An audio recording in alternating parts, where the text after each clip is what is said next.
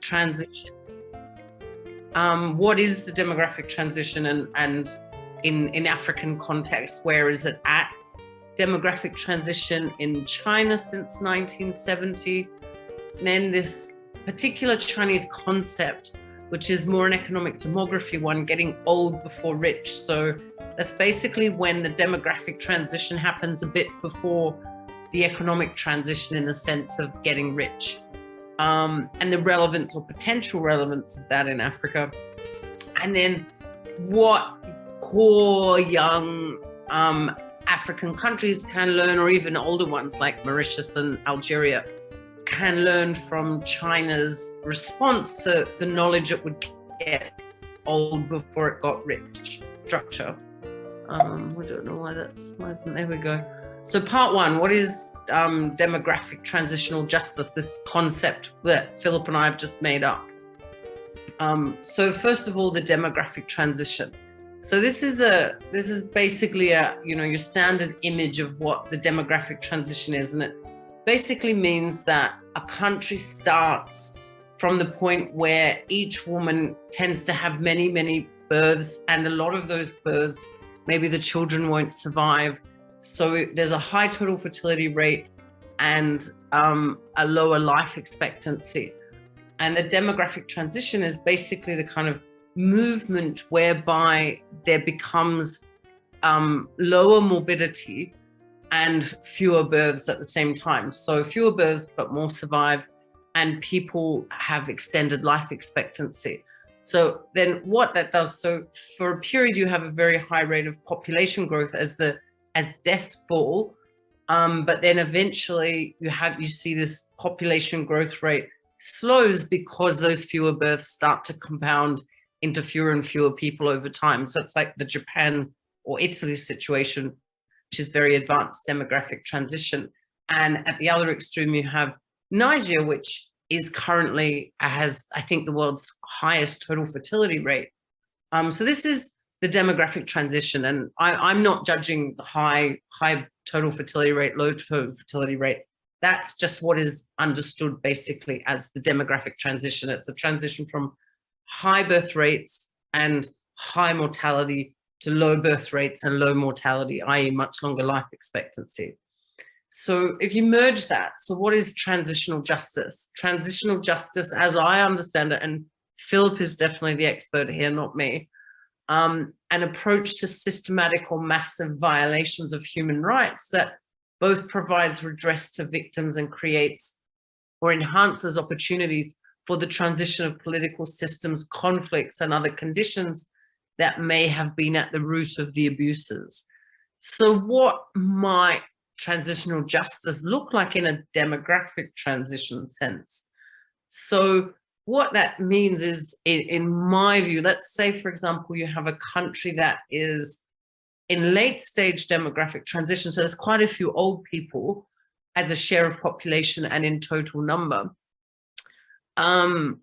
What if they're very poor and they don't have their rights protected? They're discriminated against at work.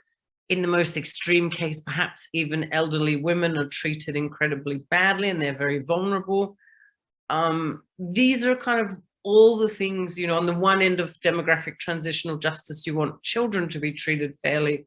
And kind of as society becomes older, you want to make sure that whether or not the country has got rich in the process, it got old, that society continuously is responding to this demographic change.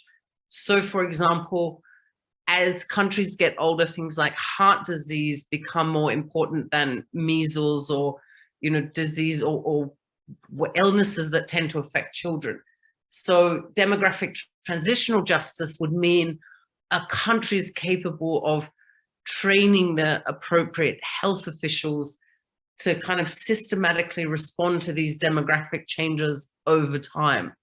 So some deliberate preparatory approach that responds to demographic transition to protect the needs of old people as they emerge would be a demographic transitional justice approach to development. So next slide.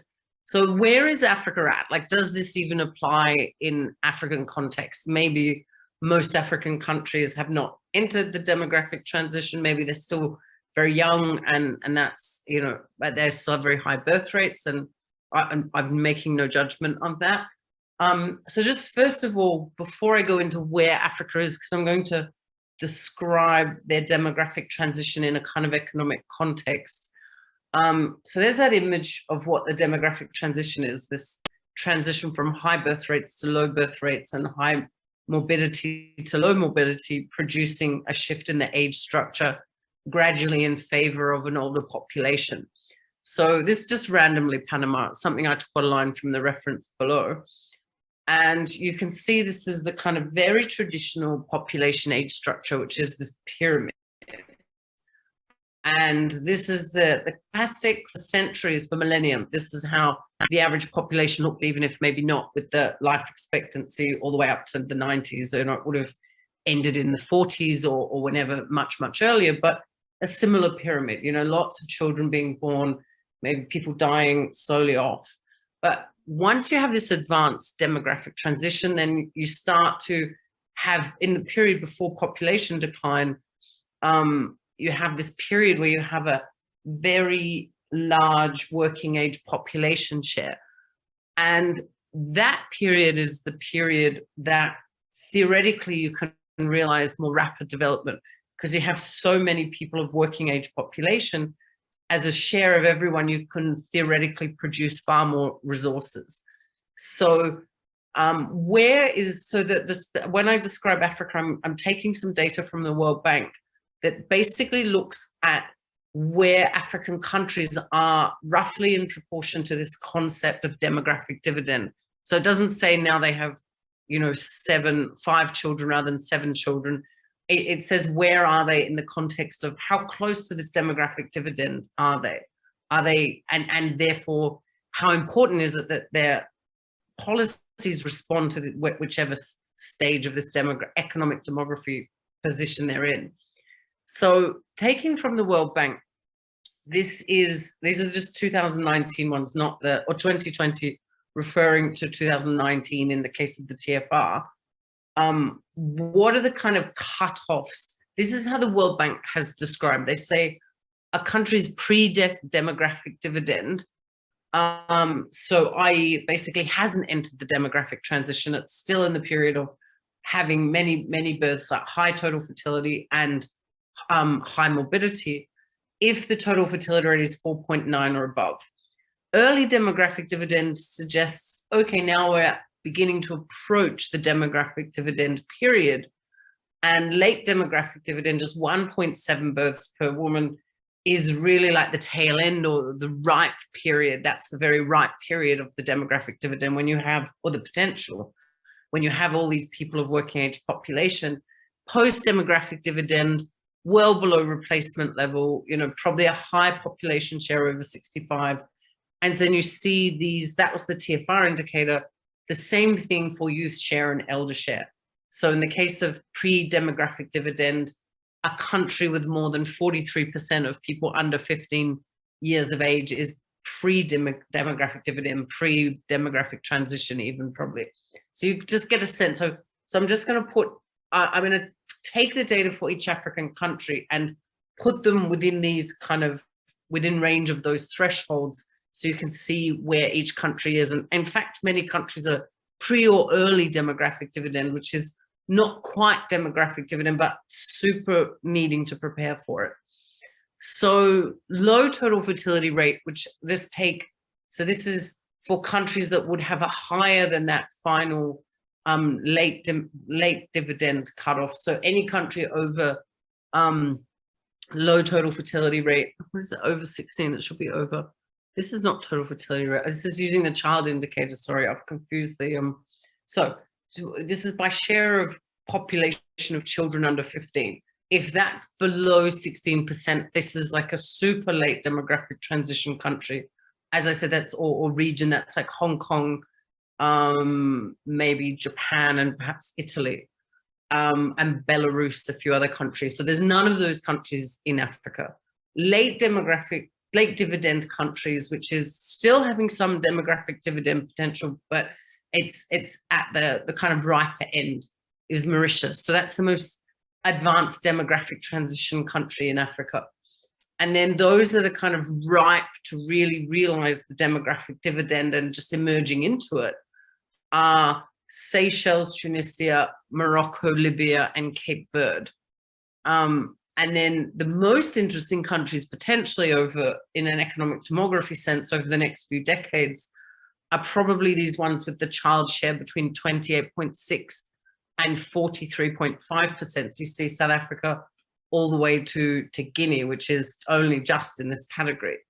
And then finally, whether they're Malthusian, which means they're kind of caught in a demographic population trap, or whether they're just vibrant countries full of young people is a matter of opinion. But you see these last countries, Malawi, Nigeria, which have the highest youth share in the world. So Nigeria, basically half the population is under the age of 15. So that's not a demographic dividend country anywhere close to, because it has such a high youth share. But how can, from kind of Mauritius to Niger, how should policymakers respond to that population? Not just the population structure today, but the speed with which it's changing, and adjusting all the economic and socioeconomic policies in order to make sure that Mauritius's old people don't slip into poverty. Same those in Morocco. If someone's a widow in Libya, are they living in poverty? Or is there enough just very, very basic rights for them to work and to receive a tiny, is it possible even that Morocco can manage to give the poorest, oldest women the tiniest of pension, even if they don't directly qualify? Or is there another way to ensure there's some demographic transitional justice? So just that's the kind of map, and how do you maximize that, and what can these countries learn, any of them, just as so could Sweden and could Thailand and so on, what can they learn from China? So what did China do? How has its demographic transition evolved? So China's a super interesting case because it actually intervened in its population structure. So, it's had these political campaigns and political enforcements. So when Mao came to power, Mao encouraged people, especially in the 60s, to have a lot of children. And so China had a total fertility rate of over 6 or so in the late 1960s. And that, in a kind of a Malthusian context, contributed to the arrival of a famine. And that disaster and the thousands of people who lost their lives as a result of that politics and famine led to what was called the longer, later, fewer campaign. And the longer or later, longer, fewer, which basically meant wait later to start having a family, wait longer between each birth, and have fewer children overall. And so women started having children a bit older and then having fewer of them. And then, of course, so actually that was the period that China's demographic transition, dramatically emerged, was the 70s. And then worried that all those people born in the 50s and 60s would all have 3 or 4 or 5 children, and China would not be able to accommodate its total population. They implemented a one-child policy in 1980. And so then you've got this, kind of very flat population growth ever since. And, the period in between that, you see how China, so from basically 1980 on, China had this massive working age population share that peaked around 2012, I think it was. And so basically from 1980 to 2012, China understood it had this massive working age population share, and it should have to grab them all for development. And it really had to do that for reasons you'll see. So you see 1980, you see China, this classic population structure, lots of young people. So this is when Deng Xiaoping is formulating China's growth plan. He has to create jobs for all these young people. That's Deng Xiaoping's mission is, I have to create jobs for all of Mao's babies, in effect. And then by 2015, Xi Jinping is thinking, wow, I have to be able to provide pensions for all of Mao's babies. And that's a kind of a demographic transitional, very, very basic approach. When you have this young population structure, you have to work out how you're going to get them educated and get them jobs, and then slowly prepare during that demographic dividend period to make sure that, you know, the poorest of pensioner isn't living in fear of their physical safety or so on. They can eat. And so you just see, so in China, the median age has doubled in that time. You know, it started out as 22 and now it's nearly 40. So, you know, that's just and then you can see the population starts to decline around this year. And depending on the estimate, might be 800-900 million by the end of the century, which is still a lot of people. It's not as if China needs a population of 1.4 billion. It can exist as a country with 800-900 million people. It's just how do you navigate that transition? How do you bring justice to a country as its population moves from 1.4 billion people to 800 million people? And, you know, at the peak, China will have something like 400 million pensioners. I mean, how do you bring them justice? How can China's government work out how to make sure that, you know, it just last year celebrated that nobody was living in dire, like abject poverty anymore. They managed that the whole of Chinese society kind of had very, very basic opportunities or, you know, means, and some obviously extraordinary means. And, you know, but how do you make sure once they're 78 and once they're 85, how do you make sure they don't sit back into poverty? That's a demographic without also derailing growth when there's 400 million of them. This is like a demographic transition justice thinking.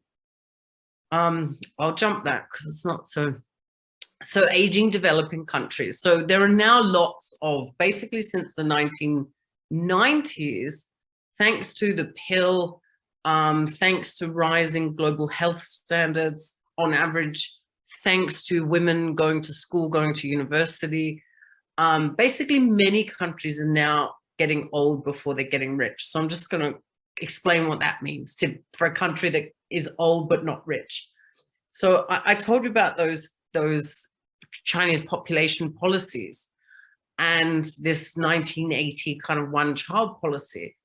And then after China implemented the one-child policy, they thought, wow, like this is such, I mean, basically they prevented that large population share of having lots and lots of children themselves.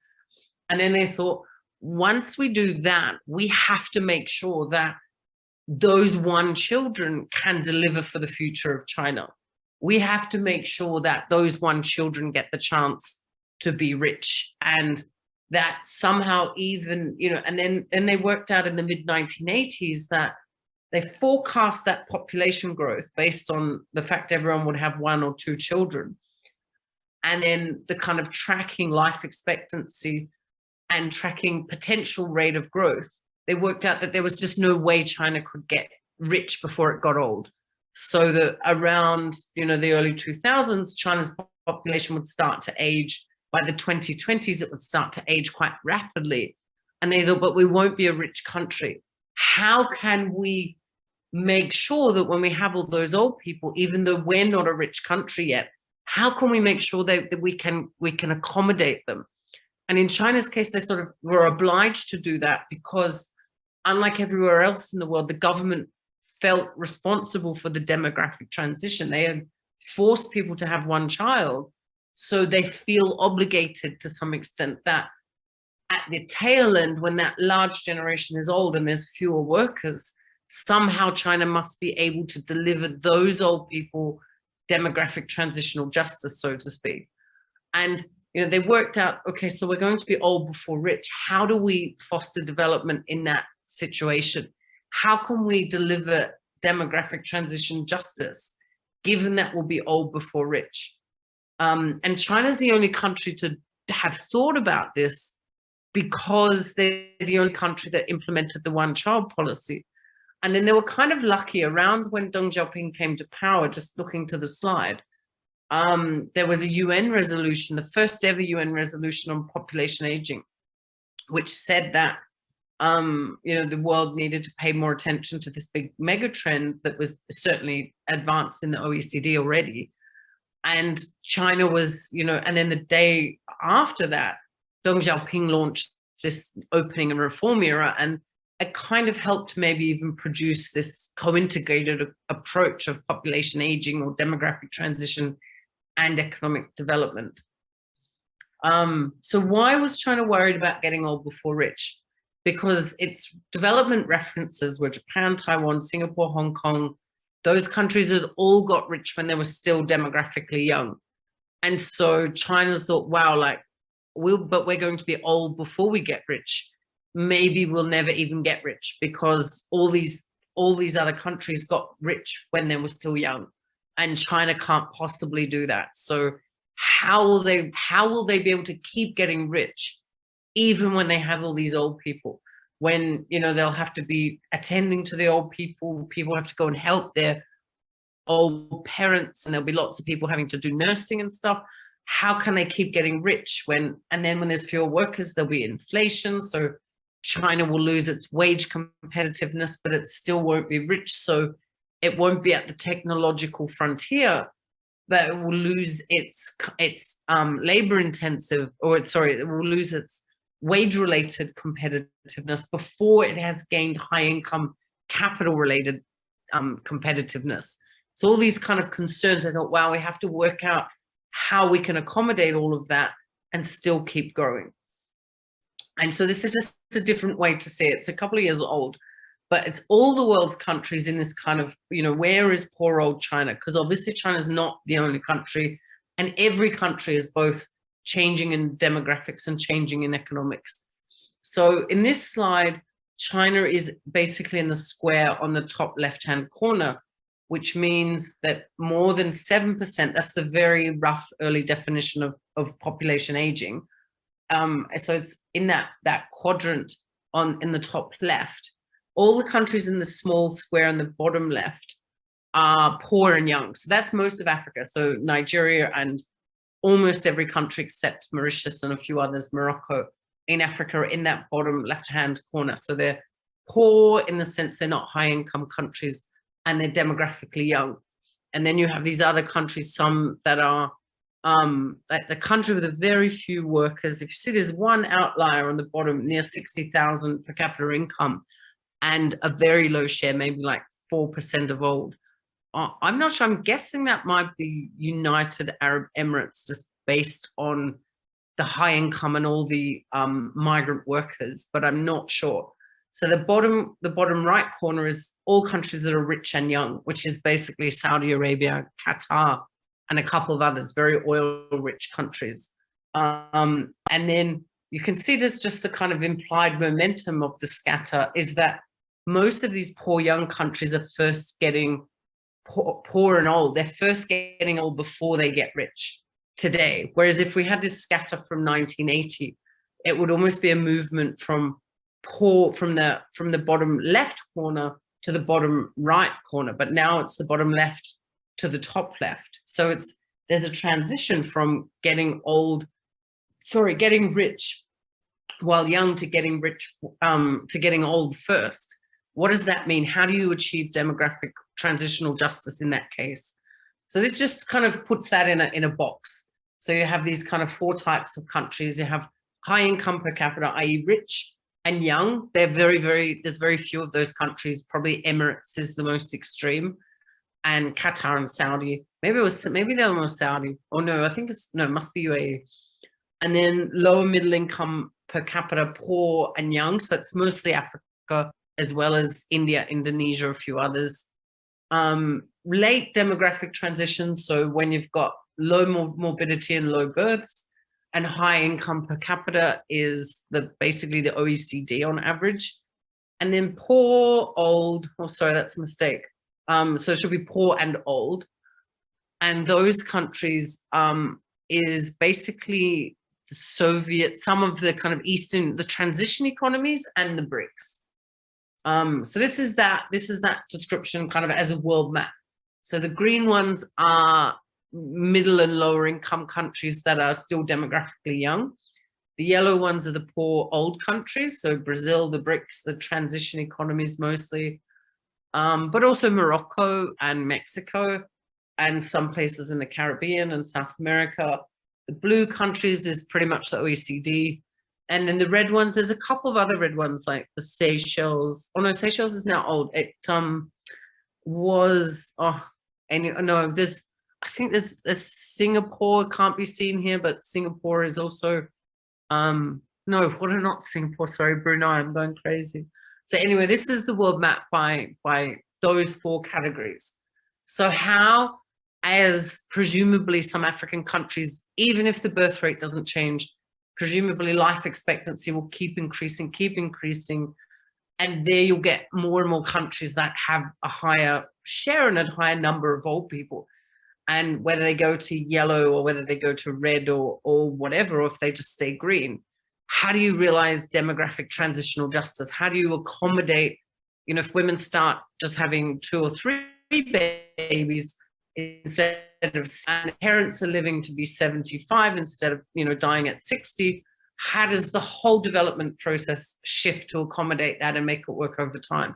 That's what China's been thinking about, thanks to the one-child policy. So it's just to confirm, this is the data that shows. So when China became paranoid about this old before rich concept, the countries, as I said, their references, Hong Kong, Japan, and so on, had all got rich when they were demographically young. But this is all the countries that entered the high income group. Actually, I should update this, but COVID has slightly probably sent 1 or 2 countries backwards, even maybe not Seychelles, it was Mauritius. Mauritius entered the high income group and has dropped out. And so you see, but effectively, they're now, most countries since Korea, since South Korea in 1995 entered the high income group, most countries entering the group have done that when they're old. So basically, maybe Africa will be different in 2050. They'll be entering the high income group when demographically young, they'll have a new model, but they may not. And even if they are getting rich when they're young, you still need to accommodate more old people and so on, because even if the overall country is young, there will still be a greater number of old people because the wealth will bring increased life expectancy. But at least this kind of shows that countries are getting old before they're getting rich, and that needs to be accommodated. However, Africa will end up doing the same thing itself. So what did China do? So basically in the 1980s and 1990s, which is this Deng Xiaoping era, I showed you that that was basically the period when China had massive amounts of workers, very low wage workers. And thanks to Mao's interventions in the 50s and 60s, including even simplifying Chinese characters formally, there was much greater, very basic literacy, and there was basic healthcare, very basic, you know, public health and so on. So this period was both about setting up all these factories or any other means of capturing and creating jobs for all those workers. And then at least at the margins, attempting to make sure a share of the next cohort were more educated than their parents. So, you know, even, and in the early 1980s, China even set up, when it was still super young, it set up its first population aging commission. And so you can see when they were super young, they realized they would get old before rich. And they have been planning this whole thing to make sure that they can bring demographic transitional justice to those 400 million pensioners of 2040, even if China isn't quite rich. And so the 80s and 90s were really about the very basics on rights and infrastructure for the old, while all these factory jobs for those low wage workers. And then in 2000s, China started focusing on building the basic health, social security, and pension infrastructure. So super basic pensions just for the very, very poorest, if they didn't have a government pension or something, just to make sure that they wouldn't starve and they wouldn't be at risk by having to beg for the very, very basic amount of money. And same in terms of being able to access the very, very basics of the healthcare system. And also in the 2000s, really scaling up the technological capacity of China's frontier, so that at least there would be this frontier that didn't rely on cheap wages anymore, didn't rely. So once China's demographic transition meant that there weren't all these workers anymore, that there would be some technology that could take over and China would be well positioned for that. So they were thinking about this all the way through. Ever since they were poor and young, like Nigeria is today, they're like, wow, okay, so our birth rate's fallen by this much and our life expectancy is going up by that much. What will that mean in 10 years' time? What will that mean in 20 years' time? And are we getting ready? Are we making sure that our 80-year-olds of 20 years' time will be people we have the medical doctors for and the basic pensions for, and we ourselves will still be able to keep developing while we do that. So it's a kind of a demographic transitional approach to development. And then in the 2010s, same thing, like really promoting, this is now why China is experiencing so much tension with the West, is because when China was full of all these cheap China challenge for poor countries, today it's no longer full of cheap workers, it's full of robots and technology and some cheap workers, but not so many. And so now it's, now it's a bit more competitive for the West.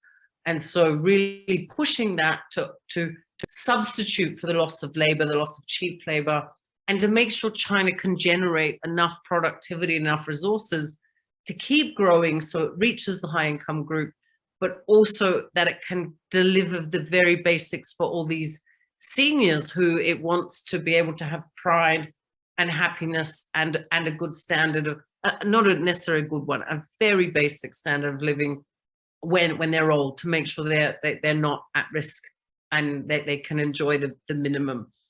And then 2020, so the same thing, and really trying to develop these pensions, really pushing how to even build a whole new medical and biomedical industry. So even COVID will help. In fact, they've been collecting so many human samples, probably those will go into a medical and health revolution that will both provide new sources of growth and also provide for all of China's old people. So perhaps that's part of China's unusual COVID strategy, even, is to create a medical and public health system and knowledge, information, that then allows them to deliver some basic, at the expense of privacy, to deliver some very basic health benefits to 400 million old people by even 10 years' time.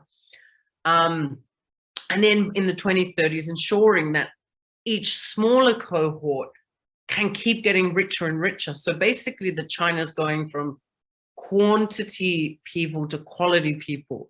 That's its, but always making sure that each cohort, even if bigger and poorer, gets the basics. It's like an economic demography transition approach, so transitional justice approach. So it's like a merging of Philip's world and my world, and just, delivering this sense of justice to everyone as the economic demography picture changes. And so you see that, just to summarize what China did, when you're early in the demographic, or when you're super young population, if the country wants to foster lower mortality and increasing life expectancy, at that point, countries can invest in very basic healthcare and basic education. That should spark a demographic transition. Early demographic dividend, this is the kind of Deng Xiaoping era, emphasize job creation. You have to grab the potential of the demographic dividend with one eye on the aging future. Like, will we be old before we get rich?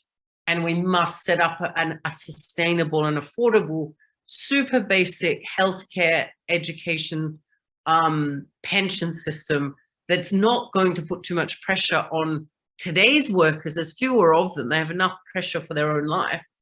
And then how do you kind of create, they have to constantly, maybe even every census, just do a whole review. Does the tax system reflect today's economic demography reality and direction? Does the prioritization of people in health education, does it reflect where the demography is going? Do we have the right pensions? Are they too generous? If they're too generous, then that will even derail growth. Then companies will think, well, I can't invest because I have to pay all those pensions. And that's just, it's too high for the stage of development. So that getting that economic demography justice right, and constantly updating it over time.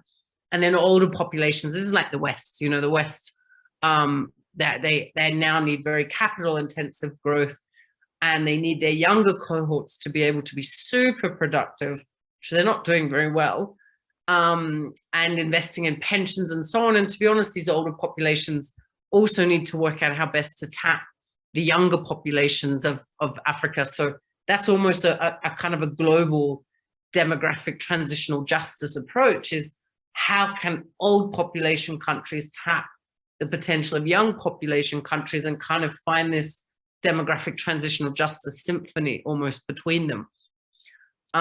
So this is the final slide, I think, and just African countries, you know, each of them will have their own demographic transition. They might stay young for the next 100 years, fine. They may get old much more quickly than they expect, just because life expectancy might rise and people might choose to have fewer children or whatever it is. And then this world economy is different, you know, obviously that's what I just said. And, you know, there's obviously now, compared to when China was young, there's all sorts of digitization, there's all sorts of automation, AI, and so on. So what African countries will do won't be the same as what China did. It will be more digitized. It will be whatever it is. It will be Africa's own approach, however it emerges. And tapping into China, you know, tapping into Europe, tapping into wherever.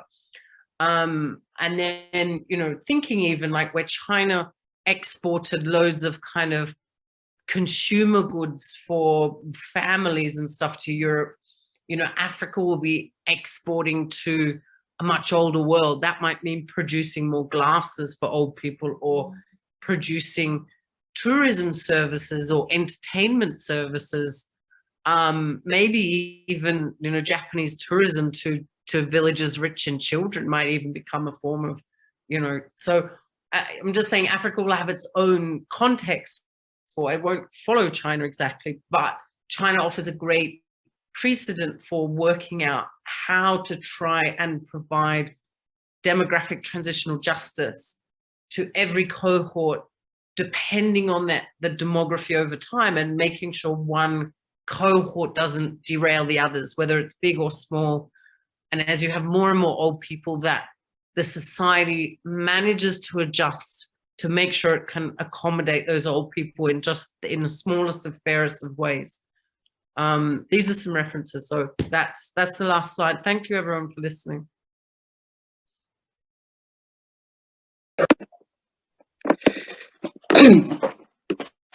Okay, yeah.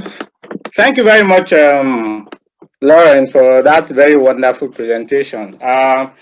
It's very explicit that this is what we need at this point in our national life, where we're moving towards a political transition in Nigeria. You know, come February, we're going to be having our elections, perhaps February, March, and the campaign season just flagged off, and most of my friends know that the issues that have been popping up within from the candidates are basically been more of personal attacks, health issues, Muslim tickets, you know, and there's very few stuff on policy and what these guys are, you know, coming to government to do, you know, and this I think is supposed to be our focus.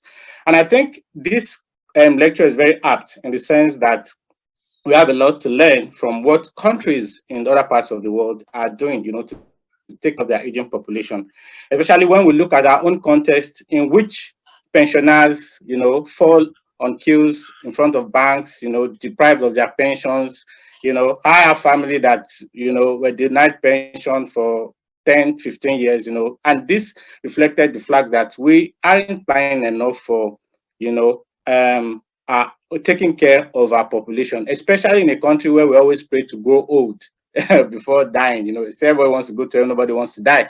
But I think learning from the experience of China, we see a systemic approach to the management of its own population. Nigeria, for instance, has like a diverse, so I'm trying to relate the lecture, just bring it a bit back home, you know, so that people in the audience who are more of Nigerians can also relate to it more appropriately. So in a country where you go to the northern part and you're interacting with friends and they tell you that they have like 21, 18 kids, you know, of course, to compared to the South, where you have like an average of 4 kids or even less these days. What is the government's approach to try to like plan for the future? When we talk about China, everybody is always there's this is either you have apathy towards China or you have great admiration to say that how did they, come about the kind of growth and development. And I tell people that it's strange to think that we put ourselves at par with China because there have been conscious efforts, over time. Even during the periods where there wasn't too much economic prosperity like we've learned.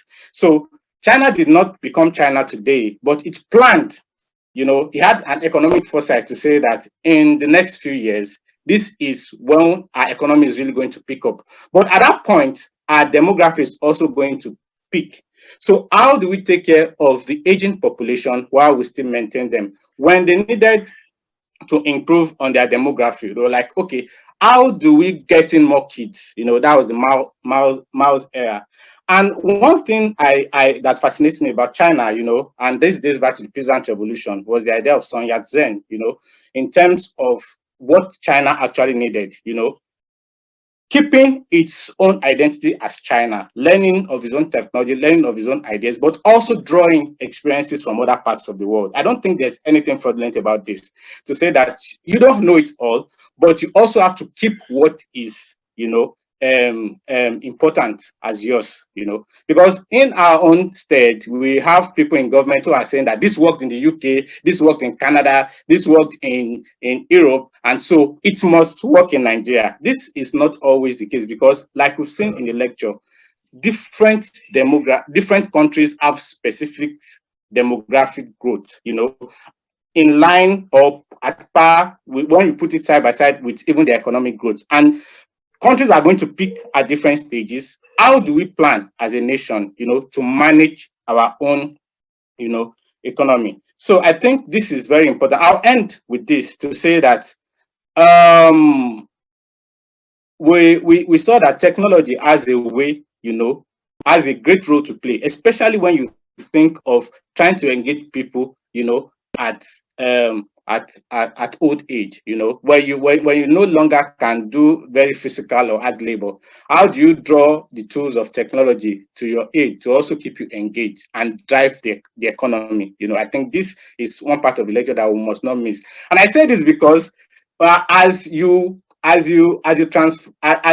discuss with people who are aging in the country, even young guys, they'll say, I'm not on Facebook, technology is not all about social media, even though a lot of people benefit from social media these days.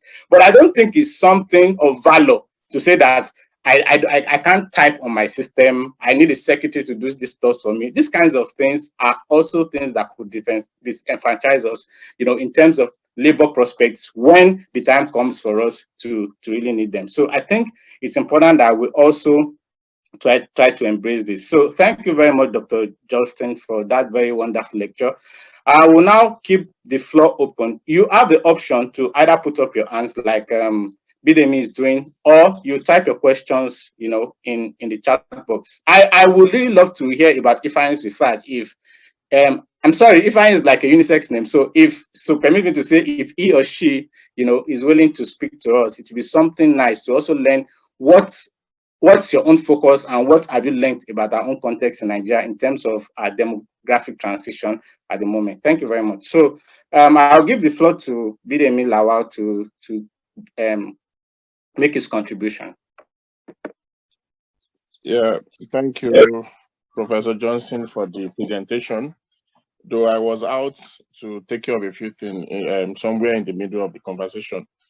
However, I have a few thoughts, and the first one is over time we'll notice, if you go by history of Africa or Nigeria in particular, we see that relationship has been at the time pro-West, and now we're moving towards having so much to do with Asia and in particular China. And most of those relationships we see China as China Africa, not really China Nigeria, China Ghana. Is more of a Sino-African relationship. How well can one try to pick lessons from China's transitional system on demography, population, where comments about how China's operation in Nigeria hasn't been as positive as it should be. Rather, they talk about treatment of labor, treatment of employees and the likes in the Nigerian industries. That's one. And yeah, I think I could just stop there. Then when I get a response to that, I could come back again. Thank you.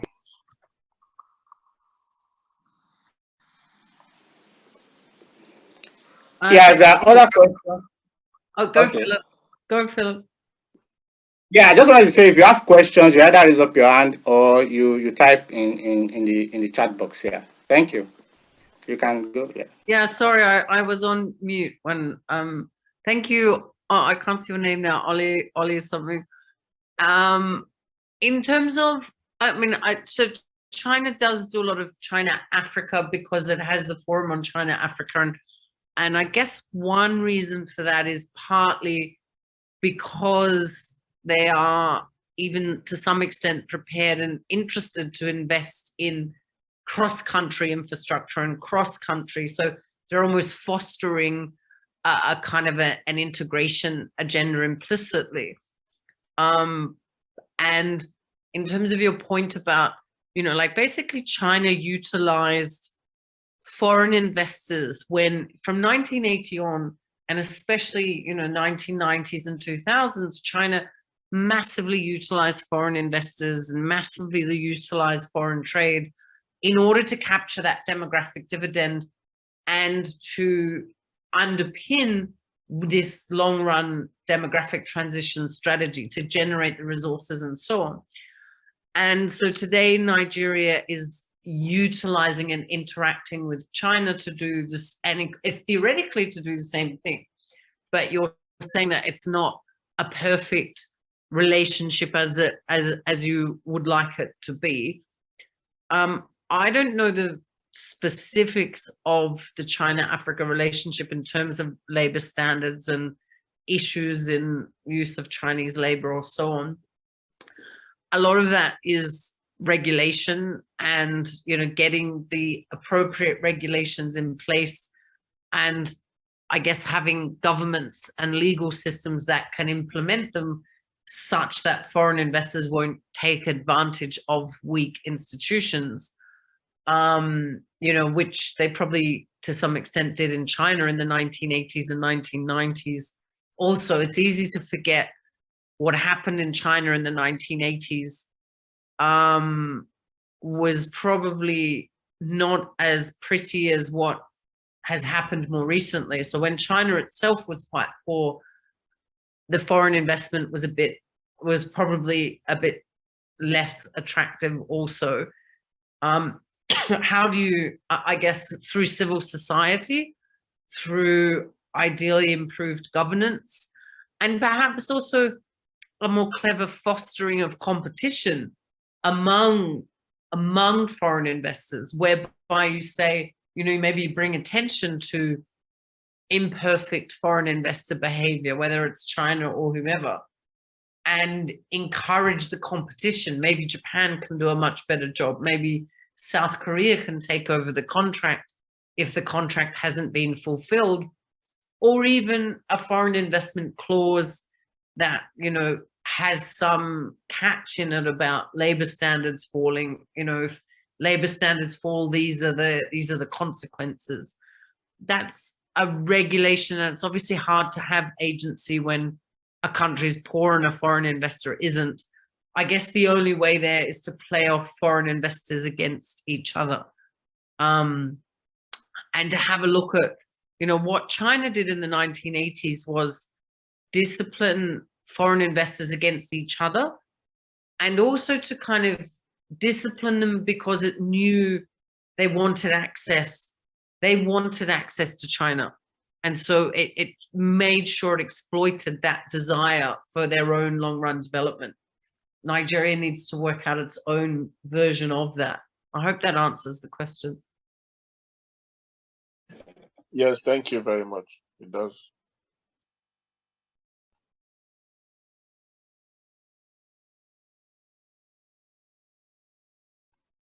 Are there any other questions?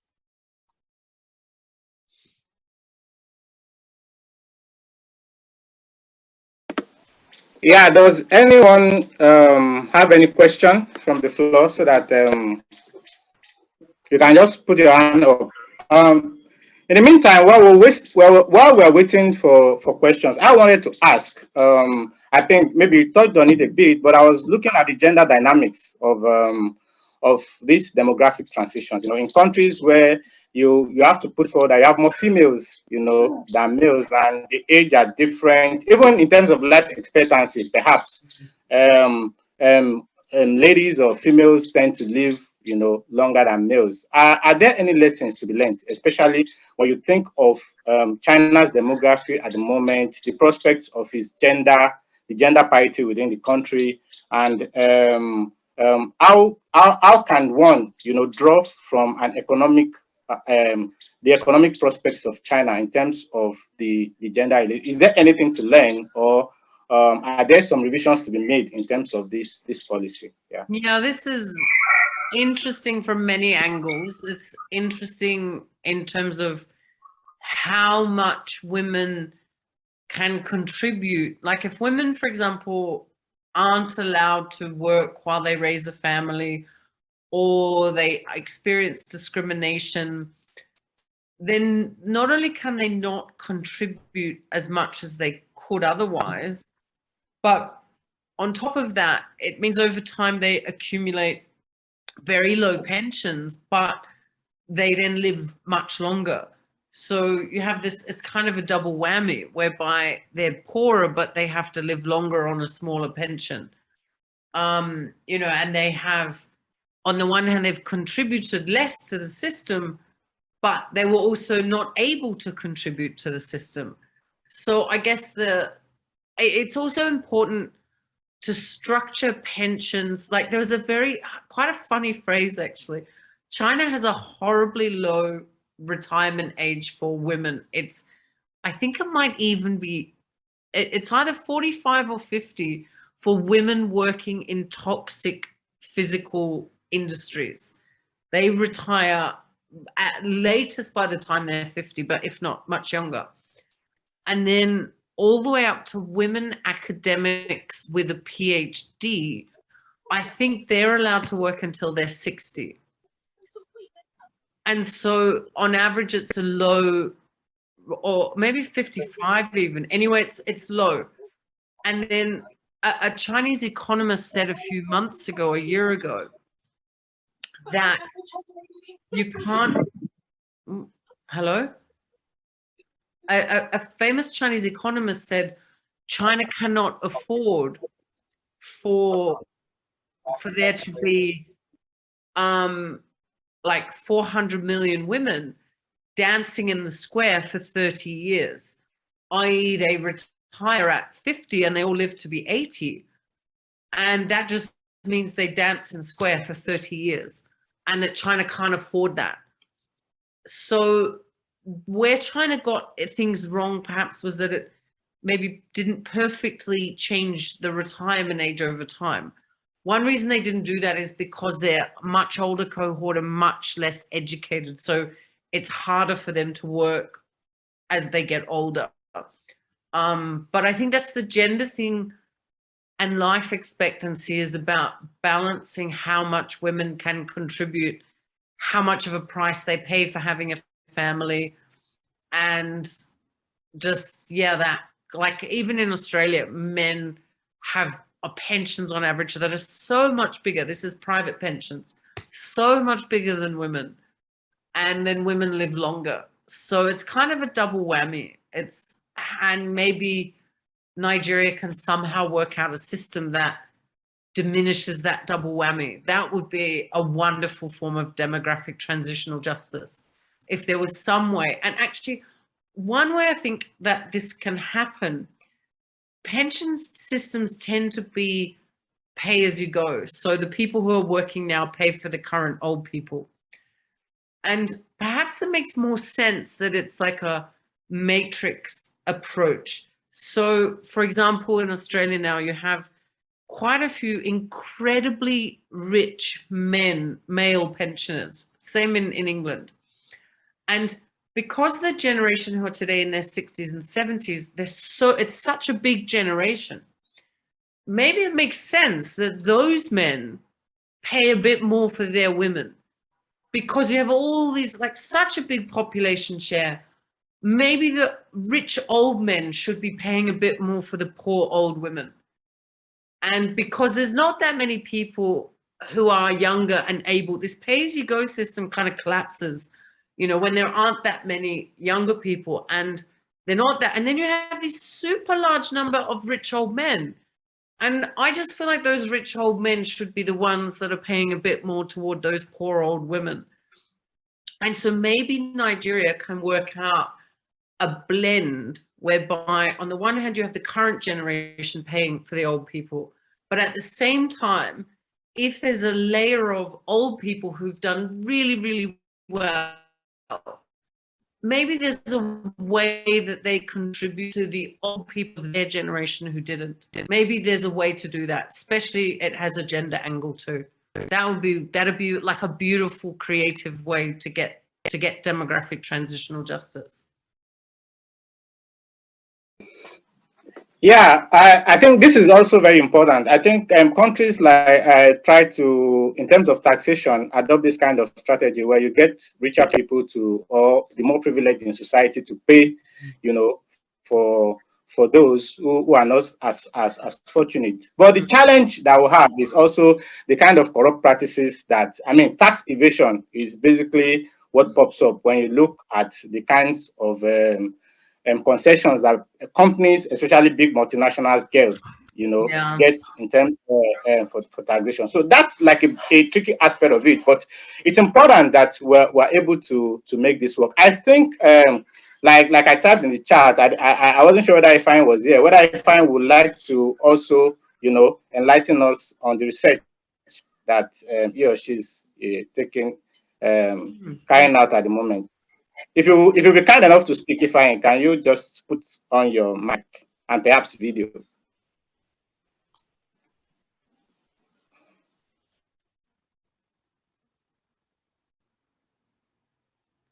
Who was it? It was someone. Yeah, I mean, I think back online. It was Fiani Odaro. Yes. I think, can you hear me now? Great, yes. Yeah, I can hear you. Thank you. All right. Well, like I said, I really want to thank the presenter for the wonderful presentation. Although I've been having network issues here, and that's why I've been off and on. However, now that I can talk a little, I think it was really a great insight into what I'm doing. Yeah. So I'm actually working on a demography of aging and degenerative disease among older adults in Imo State, Nigeria. You know, I like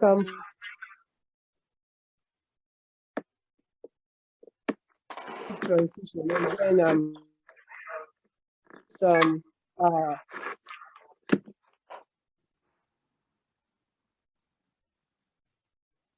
and then opportunity for older adults, and of course, like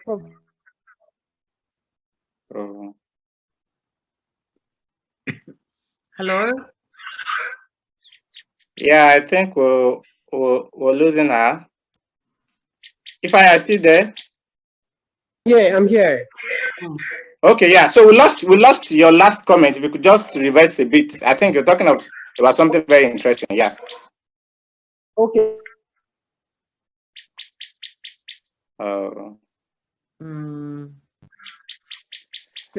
Like older adults, they really like where we're talking about a sustainable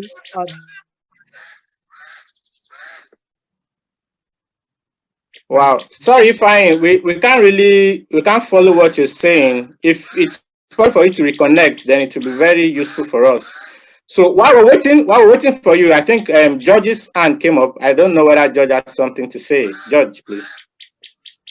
Okay. Hello, everyone. Good evening, everyone. Can you hear me? Good evening, George. Yeah, we can hear you. Okay. Thank you. Yes. Okay. So this is it.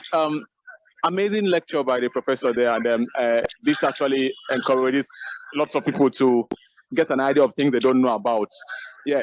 So basically, I'm coming from the aspect of Nigerians who are mostly self-employed and have no opportunity for things like pensions. Okay, so in a structure whereby these people get old and most time their businesses don't get they have nothing, they have no idea of pension and things like, and then they get old and probably having children who don't follow up in a bit, because most of these people, they go on to push their children to get degrees and go to universities and go on to become employees rather than becoming entrepreneurs.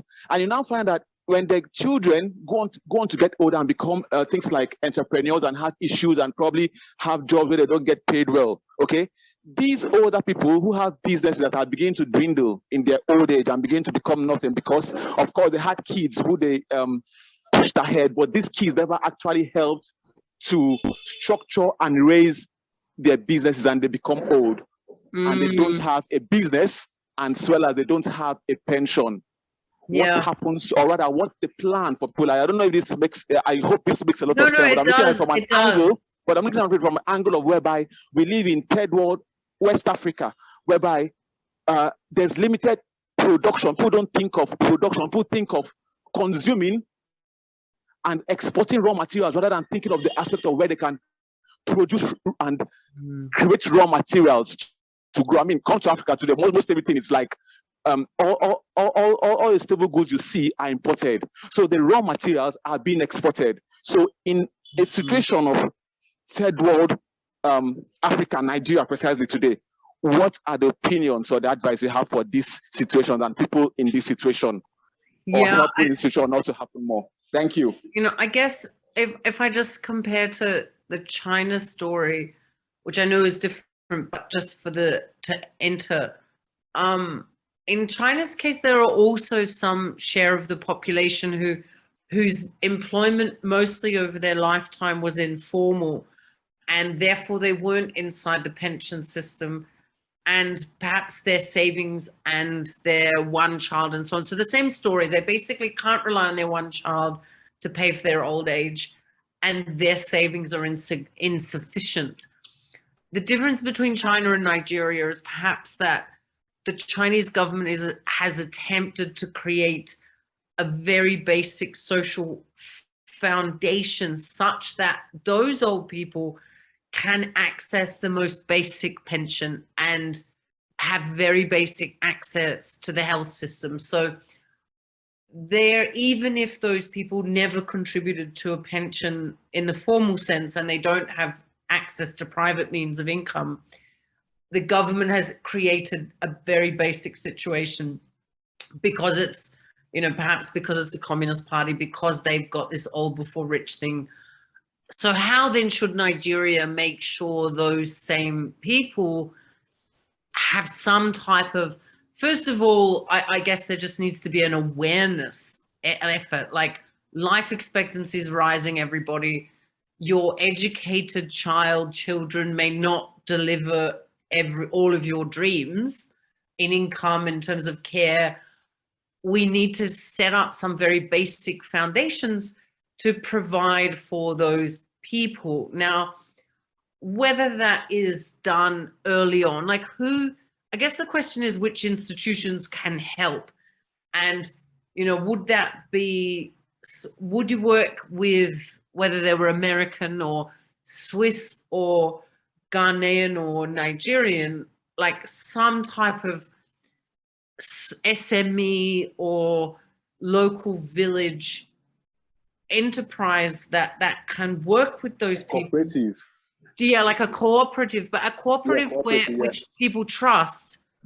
And so the cooperative at the one extreme would perhaps need to have a little bit of aid that would provide for those old people, but it would be aid that provided for those old people as part of a bigger package of also making sure today's young people avoid their fate. So that it's not just providing a bit of aid for some old people, but those old people become missionaries to tell all the current younger people, don't become me. So then almost these old people have a job, because their job is to go around and say, this is what happens if you don't have a pension. I'm lucky now I have this little bit of, you know, mission, and this charity is helping me.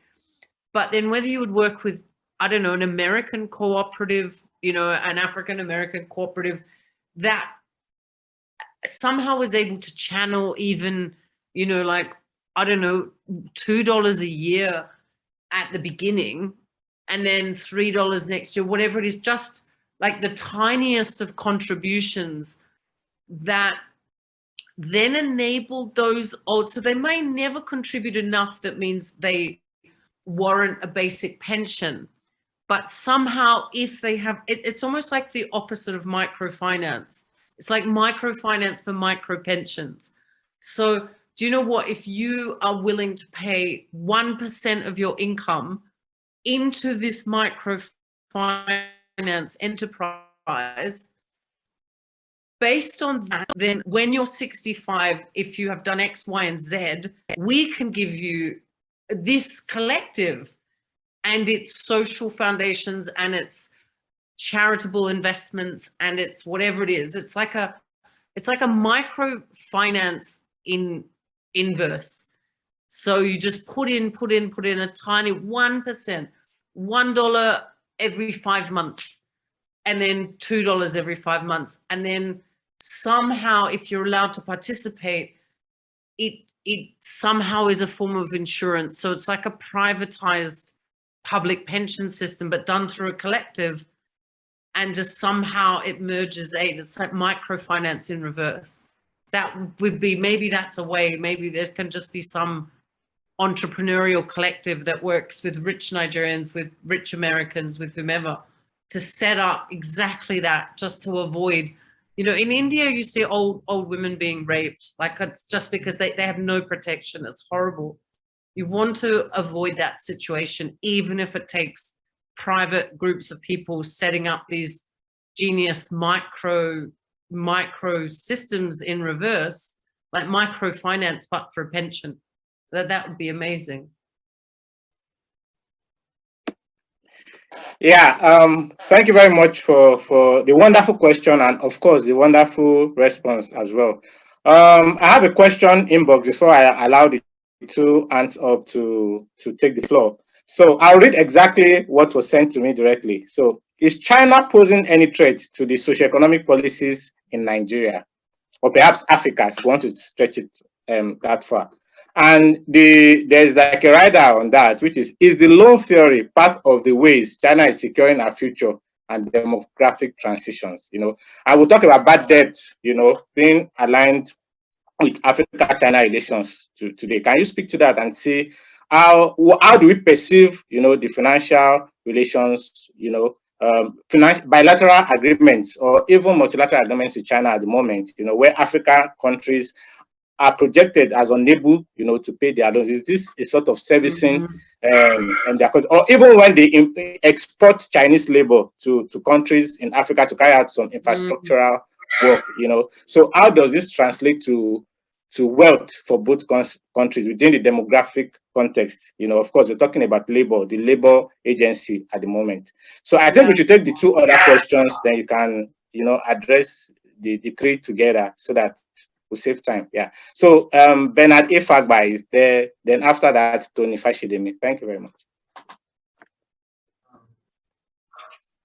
Okay, good afternoon, everyone. Sorry I joined late, but basically I want to talk about the pension and actually the health insurance. For the pension, I think even most people actually contribute for the pension and health insurance, but the problem in Nigeria is not about whether some persons actually contribute, but the policies behind this, behind them. Just like pension, you realize that when you retire, there's a particular percentage of your contribution that is being given to you. I give for an example now, my parents receive 30,000 naira per month, which does not, what if they don't have a home of their of theirs, they cannot actually pay for rent or even actually pay for bills with 30,000 naira a month. I receive way more than that, and I'm not even able to even fend for some of my bills.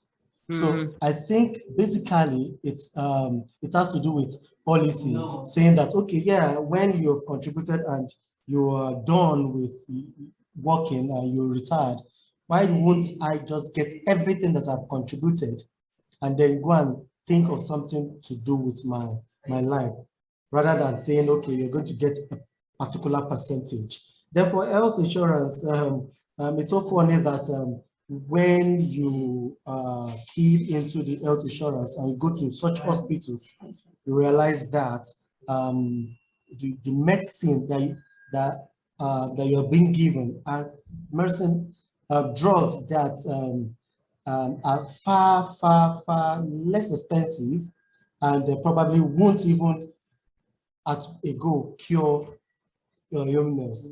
And at the end of the day, you may have to now pay from your pocket. So it's a whole lot. It's a whole lot. So that's just I don't know, that is not a question, but I'm just giving an agenda to what you said pertaining pension and health insurance. And for me, I just feel for China, basically, this is my thought, that China is actually coming to Africa in order to tell America, oh, yeah, we are the one actually taking the charge of the world now. And that's my thought, as I said. So that's what I feel about China for now in Africa, because give for an example, China brought in train to Nigeria, and you cannot actually compare that to what we have in Kenya or the neighboring African countries, or even abroad. Those trains are things that when I was growing, I saw growing up, and 40 years after, I'm still seeing such trains. So that's funny. Okay, so that's all I have for now. Thank you. Yeah, thank you very much, Bernard. I think what he's touching on is the fact that in planning for the present towards the future, we don't have policies that safeguard, the working population. So you have an health insurance that doesn't even cover the informal sector. And so you discover that is when you are out of employment that you cannot even afford your bills. While when you are in employment and you can afford your health bills, you have health insurance that you could access, health insurance. So I think it's touching on that. And also to talk about the plight of pensioners. This scheme itself is funny. Today they say you can access 25% for mortgage, for those who want to own houses, but what if you don't want to own houses? How people are not just satisfied, with the kind of policies. In fact, there was a time that it went viral that your pension had gone, that the government is broke and they've expended all the money for pensions. And people say it's like the good practices all over the world, that countries use these funds, they borrow from them. Perhaps that's why you cannot even access them once.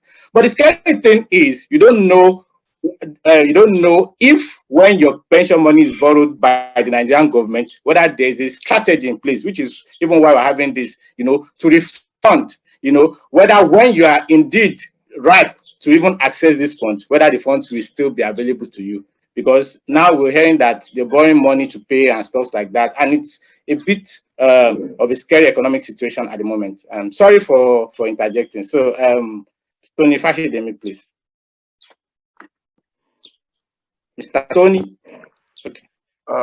Good day, everybody. I want to appreciate the speaker, and I also want to appreciate the host, the convener of this this conference, if I could call it that. And I also really find interesting the topic. It's a very interesting and unique topic, because it's a kind of fusion that I had not thought of before, and it's really interesting the way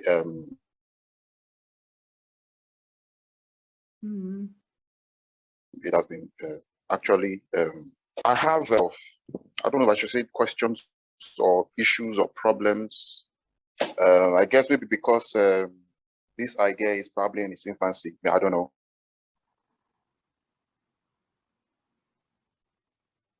And I think that there are multiplicity of factors that are at play. And I think it will be difficult to actually say for sure which factors are at play, because when you talk about transitional justice or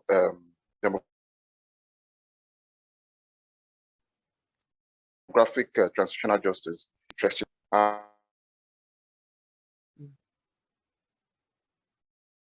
want to think that one or two things to do with, how the population of, So maybe if you can put up the, especially sorry, Mr. Tony, can you put up your video so that we can hear you better? Yeah, we're losing. Yeah, thank you. Okay. Is it better now? Hello? Yeah. Okay, yeah, so but there are multiplicity of factors. Okay, and I really don't know if we could say that this everything is based on demographic control that will yield this particular kind of transitional justice, that these elderly people will experience in terms of maybe their welfare and other things like that. I think that there are other factors that might come into play, and that some of them are things that we can foresee. Some of them, I think, they are unforeseeable, and some of them, they are really things that are new, that can crop up at any point in time. Having said that, I would like to raise the first issue I would like to raise is, for every social science, human beings are usually unpredictable. There are a lot of things that determines how we act, maybe our culture, our psyche, our society, and things like that. So like this China's one-child policy, with which they used to control their population at that point in time to resolve certain problems, even in that China, I'd read and seen and watched some documentaries on how that so-called one-child policy was construed or appeared to be like some kind of structural violence to some people, who prefer to have multiple children, and some that even mistakenly had children, and whether they had their children taken away from them or things like that, so it was structural violence, to the people of China, to some of the people of China anyway, who could not actually, who did not really agree with it. Talk less of in Africa, where, we take children as blessings from God. There are people that want, hardly would you find somebody, a typical African person who wants only one child, or who will succumb to a government policy where they seek to control population by saying everybody should have only two children and things like that. So it will be a big problem, and people will argue that it goes against their fundamental human rights, where people have the right to pursue whatever fulfills them. For example, I want 5 children, that is what fulfills me, and then want to control population for the sake of the future, and I'm constricted to only 1 or 2 children and things like that. So I think in our own context, it should create a huge problem. That is one, and a lot of other things can follow, in terms of how people will react, and that is number one. Then the second aspect is that you see, I also think that when you talk about population, a lot of times in a lot of economic policies, they talk about how population is good for the economy, how people can take advantage of population. Like in Nigeria, for instance, a lot of economics talk about how we can take advantage of our population, to grow our economy and things like that. That there are potentials in, taking advantage of huge population to grow economies. And a lot of them have gone on to show how, this can be done. Okay. And I think that the reason why we have our issues or our problem is the fact that we have a kind of system, a socio-political system that is problematic in itself. There's so much corruption and so much high-handedness and a lot of, a lot of, we don't actually even follow some of the principles, some of the policies that we put up that are good. We don't even allow them to work because there's so much corruption going on. So it affects our economy, it affects our, our growth and things like that. and it affects everything, including this pension. Everything, including this pension. We were still talking about crude oil the last time, about how, you know, they have institutionalized, you know, what you call oil bunkering, so much so that, you know, we can't even enjoy the process of crude oil and things like that the way we are supposed to. So it affects everything. And I feel that if in Africa, for example, we have a situation where every government is putting up these good policies and they're adopting it without corruption and things like that, I think it probably will not be an issue in terms of trying to control population. I think it would be the population thing will be a kind of resource, a kind of blessing, so to say, you know. And that brings me to the final aspect, which is this pension aspect. I'm a civil servant, and we hear of this pension thing every day. We talk about it, we have meetings on it, we have demonstrations on it and things like that. And from my own experience, from my own personal experience, subjective personal experience about how pension is operating in Nigeria, you see, the issue is coupled with, you know, this corruption and the way resources are mismanaged. I find that the issue is not really in terms of, you know, our demography, as it were, you know, is actually due to a lot of high-handedness going on, you know, in some of these government parastatals that handle these pension schemes, okay, that handle this pension scheme. For instance, we have the NHF, which is supposed to be a kind of contribution where people, you know, contribute to build houses. And if you don't want a house at the end of the day, you can have access to your fund. That's how it's supposed to be. But the way it is, this thing has been deducted, but there is no guarantee, there is no proof that you are going to see your body at the end of it. You don't even know where the thing is going to, you know. And the same thing applies to the pension too. You have all kind of whatever with the PFAs all the time, and they tell you when you finish, you can access so percentage if you want to start a business and things like that. And then when you're no longer strong, you can still have access to so and so percentage and things like that. And then you hear somebody abscond with billions of naira, which is pension money. And then they drag it in court, the person pays a small percentage, and then it's gone. So, which means the money is there, but people are absconding with it. So you see, it's difficult to put it to maybe demographic or whatever in our own context. So I think that if, for example, you know, we deal with this our corrupt practices and we have best practices in terms of, you know, implementing our policies and things like that, I believe that this demographic thing might not be an issue in some context, especially in a continent that is so rich like Africa. You know, the reason why we are underdeveloped, as it were, why is China coming here? If Africa is empty, it's because of the resources.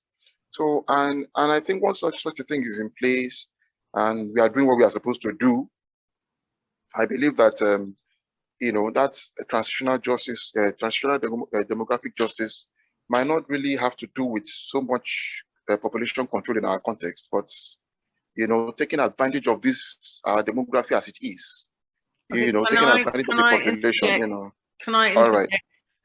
Yes, I'm through. So I'm through already. So okay.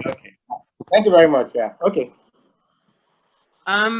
So I'll work through each of the questions just kind of in my overall answer. The first point I want to make is my point is not about population control.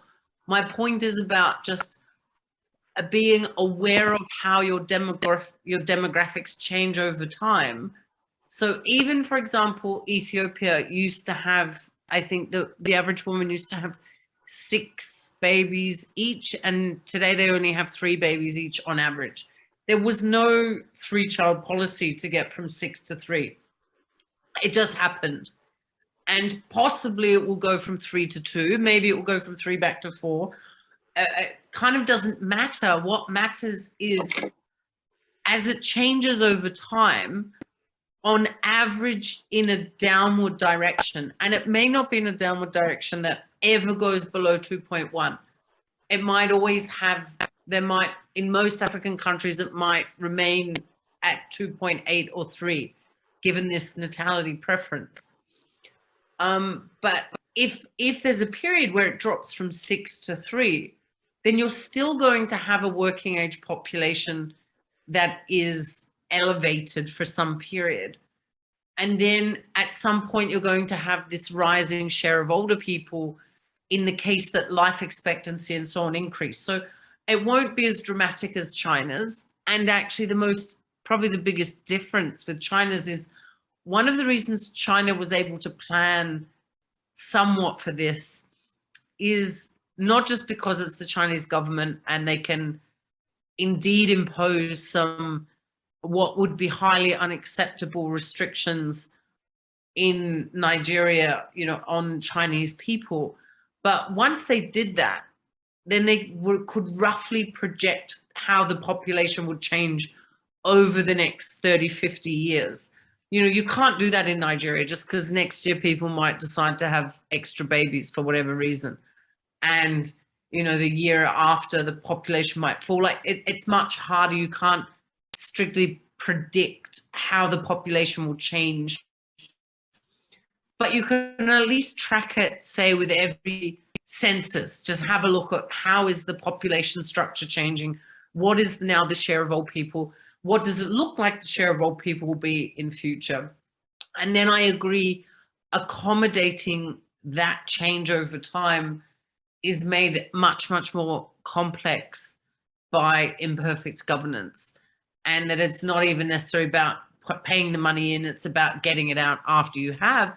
And then the other question of, even if you have paid in, it's still not sufficient anyway, because rent is too high or health insurance isn't perfect. I guess that implies that the economic demography or the demographic transitional justice process is very incomplete, because the macroeconomics makes it incomplete.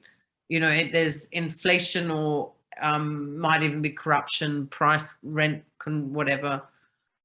So it does take a package of adjustments and foresight and planning that is maybe much more tricky in Nigeria, that takes a different set of institutions to track.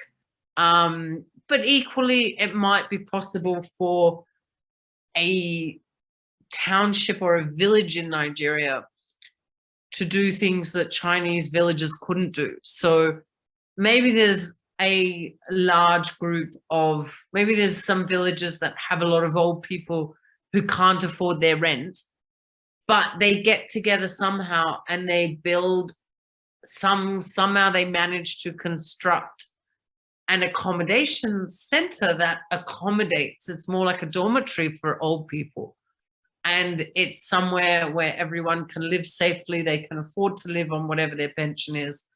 It might have been harder to do that in China, but perhaps in Nigeria, the same set of anarchy and corruption and whatever, maybe that provides for more innovative responses the same way.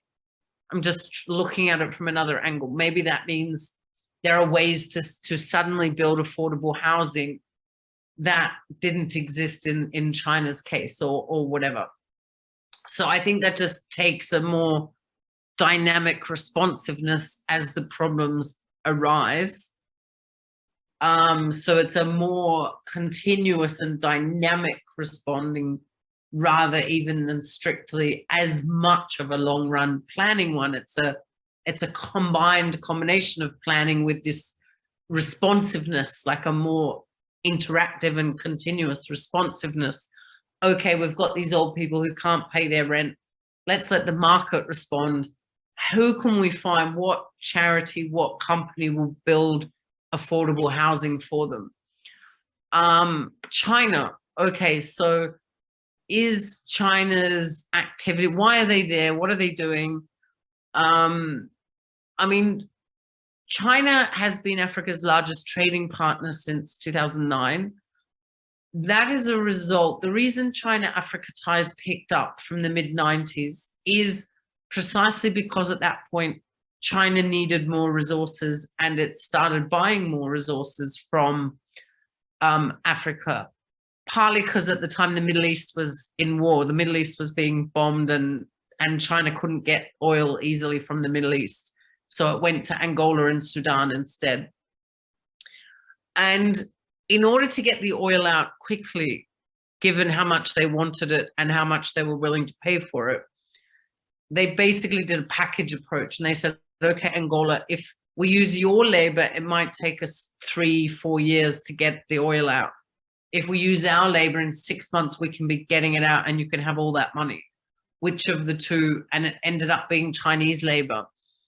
And probably the oil revenues Angola made, they didn't use very well to invest in the people as much as they could. So that's not a perfect outcome.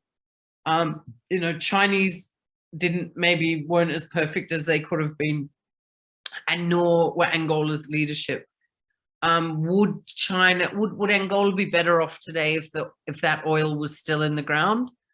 I don't know. And then on all these loans, so basically after the global financial crisis of 2008, since then have populations peaked and started to age. So even America now has declining working age population share. Japan does, Europe does, they're all aging, and that's really since about 2012.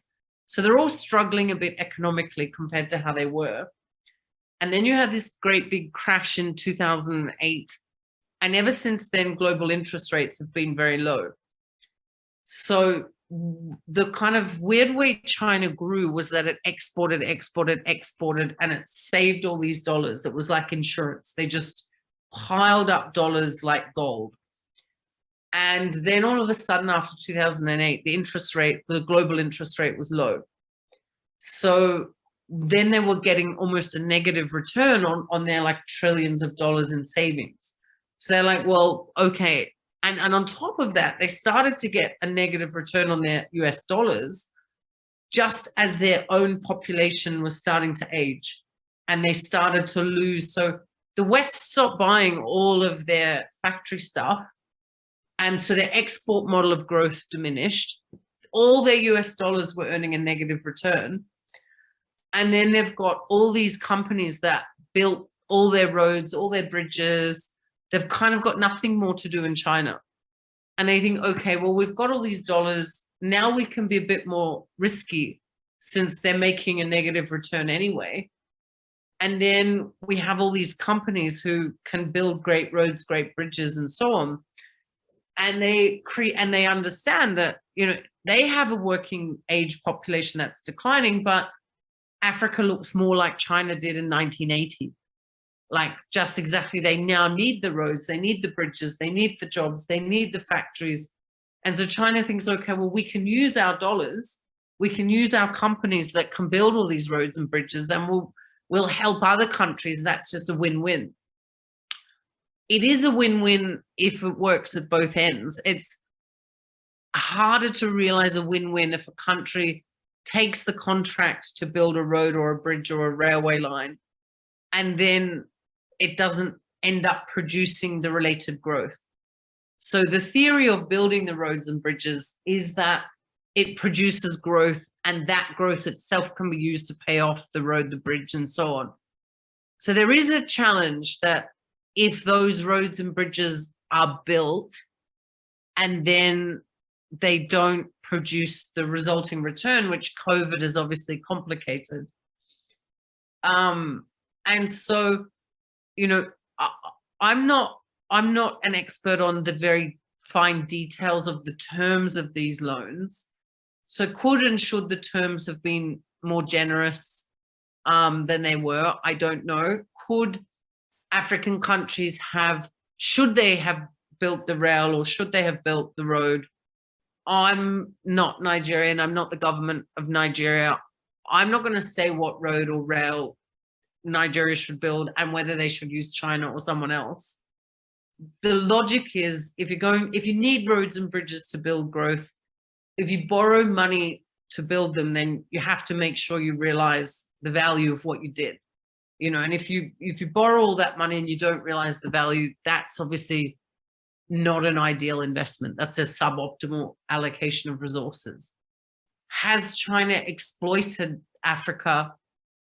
I don't think that was their intent. did China underestimate some African corruption Nigerian corruption that might mean these loans don't work out to be as productive as what was envisaged?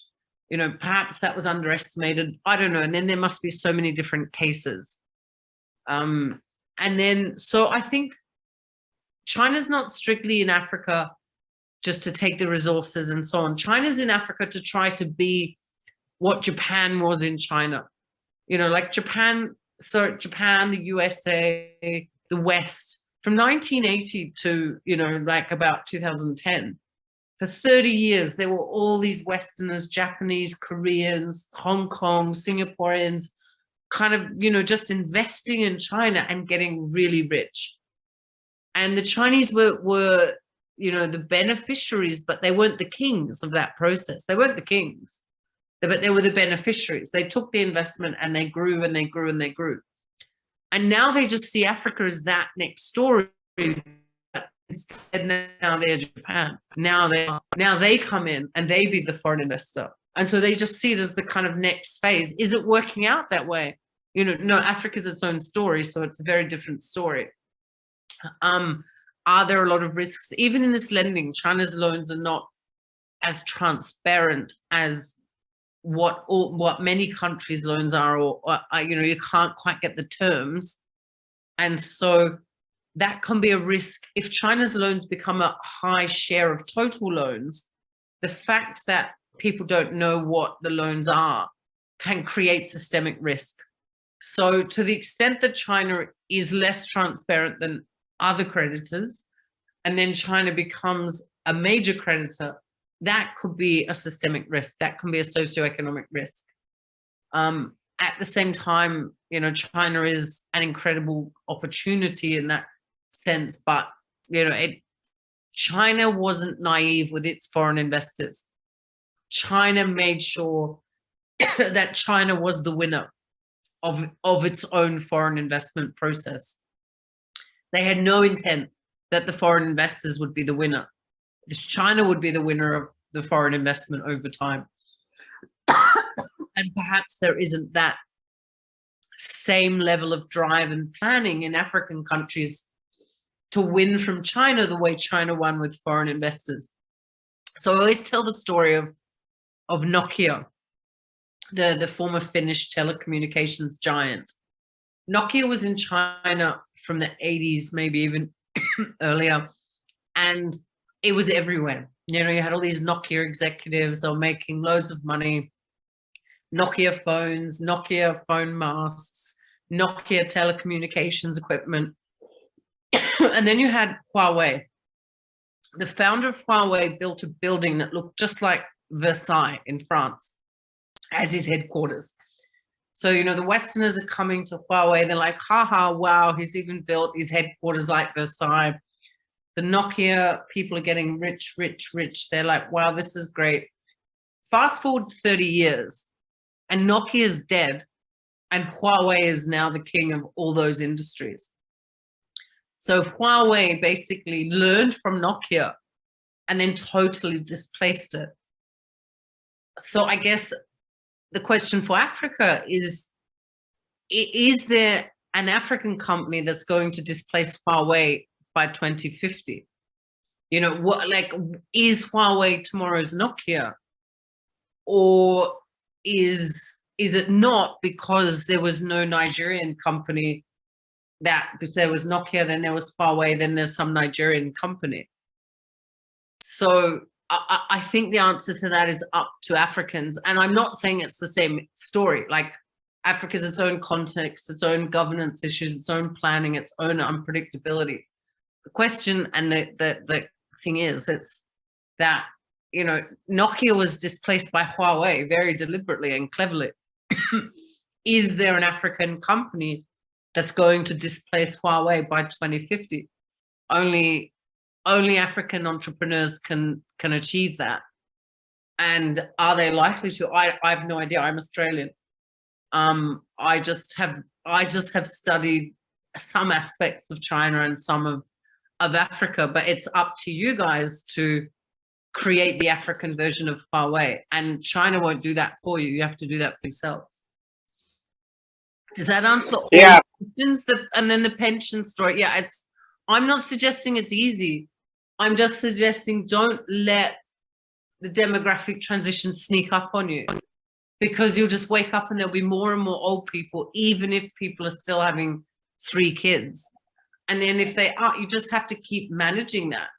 So it's still a constant adjustment process. And just because Nigerians are having lots of kids doesn't mean people in Botswana or Namibia or Mauritius or Seychelles are. They have, and I'm not suggesting they should have no kids or 1 kid or whatever. I'm just suggesting that at the moment, the Nigerian preference is something like 4 or 5. But already in the case of Mauritius and South Africa and Namibia and Botswana and Swaziland, or Eswatini, it's, closer to 2 or 3. And have those countries planned for their population aging? And Mauritius is already worried about poverty among pensioners, and so is South Africa. So there, without any one-child policy, they've still managed to collect a whole lot of pensioners, and they might not have perfectly created a situation to accommodate them. That's all. And I don't care if Nigerians will have 10 kids each, but it'd be great if you could also give them all a great life, which would take a very genius economic demography transition strategy. Or children are their own richness. That's another story. Yeah. Thank you very much for your wonderful thoughts on those questions, Lauren. I'll just say that I think the point is we need to stop throwing the pity party and rise up to our responsibilities, as a continent, as a nation. We're starting initiatives like the free trade zone, for instance, and we're signing bilateral agreements. But how are we going to be patronizing of each other or one another in order to be able to, make sense of some of these things? So I apologize for taking much of your time, but you agree with me that we've benefited a lot from the robust discussions that we've had. We're hoping that this idea will translate to something mega, and impactful in the field of national justice. Yeah, hopefully. So we'll thank everyone. We'll thank our lecturer, Dr. Johnston, for honoring our invitation and for the wonderful presentation and answers to the questions. We thank every one of you that took our time to be with us at this time. We do not take it for granted that you support us. We look forward to having you subsequently in our programs. We are going to have a book presentation next month, hopefully, perhaps the first or second week. We'll share our posters. So thank you, everyone, for being part of this lecture. We look forward to having a better Nigeria. And I know that there are a few obedient people in the room. I would say that as you go about this electoral campaign period, let's focus more on issues that affect us. How do we plan for our aging population? How do we plan for our future? How do we plan for a macroeconomic structure that takes care of people in the informal sector? So thank you very much, and have a wonderful evening and wonderful day for the rest of you wherever you're based at the moment. Thank you, and bye. Bye. Bye, everyone. Bye.